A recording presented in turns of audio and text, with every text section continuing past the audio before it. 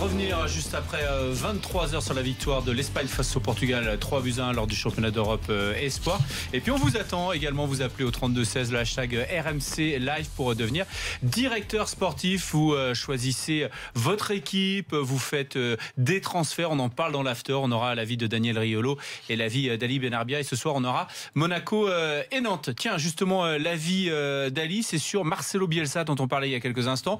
On a vu qu'il y a eu toute une polémique par rapport à son arrivée. Il est arrivé aujourd'hui au domaine de Luchin. Les premières mesures ont été prises, avec notamment 2 entraînements par jour, des joueurs qui vont rester toute la journée cette semaine. Que penses-tu de l'arrivée de Marcelo Bielsa dans ce projet dans le Nord?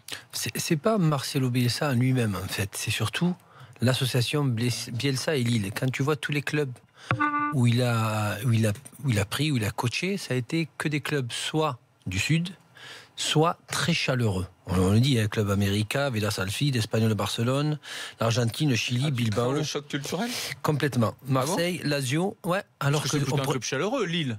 Mais toi, tu parles de température. Il est arrivé au Nord, dans la mentalité quand même, qu'on le veuille ou pas, nordiste. Et puis, non, il y a le club.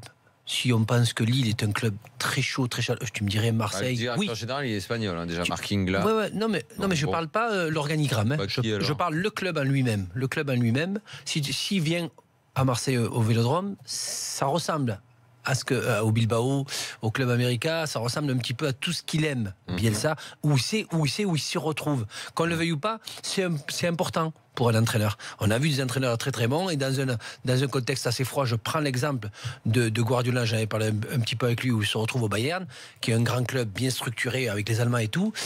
Ça ne le rappelle pas cette chaleur. Et je ne pense pas qu'à Manchester City, pareil, il retrouve ce qu'il a pu peut-être retrouver à Barcelone pour se sentir bien. Et ce qui est assez bizarre, c'est que en plus de ça, ce club de Lille, il y a eu toujours plusieurs interrogations depuis qu'il y a eu un repreneur. On s'est toujours posé la question, qu'est-ce qu'ils veulent faire? Où ils en sont? Ils veulent amener un nom, un joueur avec un nom, un entraîneur avec un nom. Ils l'ont fait. Et si les gens s'attendent à voir du Bielsa version l'Olympique de Marseille, je suis persuadé qu'on n'aura pas ça à Lille.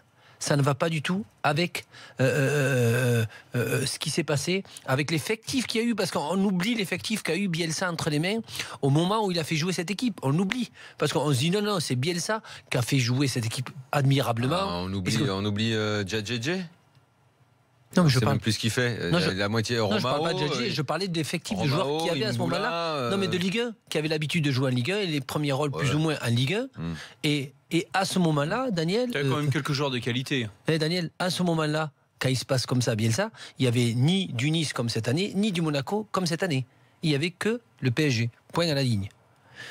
Et là, cette année, c'est totalement différent. Il arrive dans un club où il ne pourra pas avoir des joueurs qui ont cette expérience de pouvoir faire la différence. Il va avoir une multitude de joueurs. Et là, je vois encore qu'il compte recruter. Il va se retrouver avec 40-42 joueurs, ce qu'il a horreur, lui. Il va commencer à faire un loft. Ça, c'est clair. Et ça ne va pas se passer comme, je pense, on l'a vu. On a vu du Bielsa, ça sera totalement différent. Et je pense qu'il y a beaucoup de personnes qui vont être déçues, peut-être pendant 2, 3 ou 4 mois, dans la façon de jouer de cette équipe de Lille. DNCG, là aussi, il va falloir que ça ne traîne pas trop cette histoire, parce que sinon on va se retrouver, comme le disait Gibaud, notre correspondant dans le Nord, beaucoup de recruté au dernier moment. Exactement. Et ça aussi, Bielsa qui aime bien décider, parce qu'il n'aura peut-être pas forcément les joueurs qu'il veut, si on fait comme ça. Et tu as entre toi quand même, que tu veuilles ou pas, une dynamite. Tu as entre toi une dynamite qui, moins de graines de sable, si ça ne va pas, est capable de refermer la porte. Et là, à Lille, avec tous les points d'interrogation qu'on a vus depuis le début, je ne sais pas où va ce club avec cet entraîneur et cet effectif, sincèrement. On va voir ça, c'est mon avis. Pierre, qui est supporter de Lille, qui est avec nous, qui est au 32-16. Salut Pierre. Bonsoir la team. Salut Pierre. Salut. Alors ton avis sur Bielsa, t'as vu, Ali, il n'est pas forcément super confiant, hein. Moi j'essaie d'un petit peu relativiser le truc, parce qu'il faut voir les années qu'on a vécues, on va dire sur les 4-5 dernières années, qui c'était un petit peu compliqué, parce qu'il y a un gros turnover au niveau des entraîneurs, on a eu un gros turnover au niveau des joueurs, on a du mal à se trouver, donc Cédou a fini par trouver la formule en vendant donc son club. Et je pense qu'il faut relativiser la chose, parce que Bielsa, ça reste un bon entraîneur, et quand on le compare aux entraîneurs qu'il y a eu avant à Lille, avec tout le respect que j'ai pour eux, je pense qu'on aura quand même une plus-value avec ce qui s'est fait avant. Ah oui, ça. De ce côté-là, je suis d'accord avec toi. Et je vais faire un petit peu mon Daniel Riolo. Et parce que je sais qu'il adore cet entraîneur-là, mais je préfère me retrouver dans la situation à Lille en ce moment où on se pose la question est-ce que c'est bien d'avoir Bielsa ou pas, plutôt que de se dire est-ce que c'est bien d'avoir Genesio ou pas. Donc, oui. Non mais Ali, plus que est-ce que c'est bien, je pense que sa question c'est est-ce qu'il peut y avoir adéquation entre un homme et un club, c'est plus ça quoi. D'après ce que j'ai compris, apparemment le dirigeant du club, donc Lopez, est déjà très ami avec Bielsa. Ouais. Donc je pense qu'ils ont quand même ils ont accordé leur violon et je pense qu'il y aura un beau travail de fait. Et à la différence de ce qui s'est passé à Marseille, je pense qu'il a aussi une main beaucoup plus libre sur les recrutements et sur la façon de faire qu'il avait à Marseille. Je prends l'exemple par exemple qu'il a fait sur le domaine du Luchin. Il y a eu quand même 5 millions d'investis sur le club, etc. Fin du mois dans mais Bielsa, il s'est jamais occupé de recrutement. Hein. Les joueurs, ils vont être là, il va les prendre et il fera jouer qui il a envie de faire jouer. Voilà. Alors on va lui donner un effectif, il aura les mecs, il va décider. Lui, il fait pas mercato, les agents. Il connaît pas et Campos est là pour ça.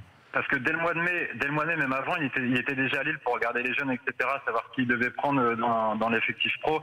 Et effectivement, on a des joueurs qui étaient dans le groupe CFA qui vont signer pro. Je crois qu'il y en a 3 parce qu'il a trouvé le profil intéressant. Donc, je pense qu'il a mis quand même un petit peu sa patte à l'édifice. Donc, il faudra voir un petit peu comment ça va se passer. Il a trouvé le profil intéressant pour lui. Ouais. Pas par rapport aux joueurs. Et apparemment, il a déjà son équipe de sparring partner chez les jeunes. C'est ça. Il sait quel joueur. Je fais pas longtemps que supporter lillois et je pense qu'ils seront tous d'accord. Je pense que par rapport à l'année par exemple précédente, toutes les baraques à frites seront prises l'année prochaine autour du stade. Il y aura un stade qui sera complet, une ferveur qui va être recréée et ça serait bien de revoir un petit peu ce qu'on a vécu pendant les années Garcia avec ce qu'on a vécu avec la génération des Nazar et tout ça. J'aimerais bien revivre ça. Et je pense qu'on en est capable. Après, maintenant, de dire un top 3, je ne sais pas. Mais au moins un top 5 l'année prochaine, c'est largement jouable. Mais le problème, c'est que l'entraîneur est une chose, et j'en parle souvent.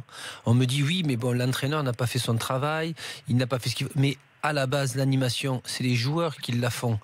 T'as beau avoir l'effectif ou les joueurs que tu veux, si tu n'as pas des bons joueurs qui ont des leaders dans cette équipe pour faire tourner cette équipe, même tu peux avoir le meilleur entraîneur, c'est très dur. Toi, Daniel, tu te prononces peu là ce soir, alors pourtant tu es fan de Bielsa. Ah, mais d'abord, je veux voir ce qu'il va faire. Je sais qu'il est capable de transformer des joueurs, oui. Je sais qu'il est capable de les faire bosser. J'ai dit que lui, il s'occupait pas du recrutement. Moi, j'ai vu avec l'OM des mecs avoir des performances qu'ils n'avaient jamais eu avant, d'autres qui ont continué à progresser, des vies qui ont changé. Il a modifié, je pensais jamais, je suis pas sûr qu'il y ait beaucoup de gens qui aient pu penser que Mendy serait aussi fort que ça. D'autres ont complètement disparu quand Bielsa est parti.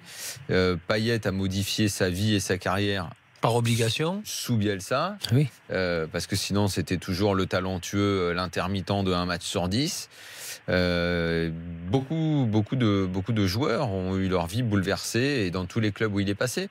Donc moi je vois pas en quoi ça serait pas comme ça à Lille. Maintenant, c'est vrai que tu me demandes de te citer 3 joueurs de Lille, je sais même pas si j'y arrive. Parce que je sais pas trop où ils en sont maintenant. T'as Depréville qui a marqué beaucoup de buts l'année dernière quand même, qui a été bon. Qui ? Depréville, qui a été... Nicolas Depréville, oui, quand même que je peux en citer quelques-uns, mais c'est pour dire, on ne sait pas si d'autres vont arriver, tu vois.